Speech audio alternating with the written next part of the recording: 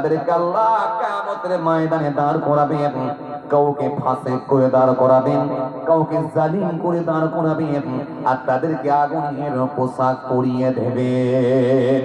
এই জন্য আপনি যদি দায়িত্ব নিয়ে যদি পালন না করতে পারেন সরে যান, কিন্তু মনে রাখবেন এই ক্ষমতাকে কাজে লাগিয়ে দিয়ে এতিমের মাল ভক্ষণ করে নেবেন, আমানতের খিয়ানত করবেন, এই ক্ষমতাকে কাজে লাগিয়ে লোকের জমিকে বর্গা করে নেবেন, এই ক্ষমতাকে কাজে লাগিয়ে রাজশক্তিকে কাজে লাগিয়ে দিয়ে ভাই ভাইয়ের সঙ্গে প্রতারণা করবেন।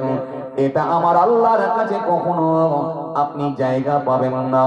আপনি অবাক হয়ে যাবেন, আজকে পৃথিবীর জমিনে অনেক ভাই দেখবেন নিজের মায়ের পেটের ভাইকে পর্যন্ত ঠকিয়ে দিয়েছে, অনেক বাপ দেখবেন নিজের ছেলেকে পর্যন্ত ঠকাচ্ছে। কাল কিয়ামত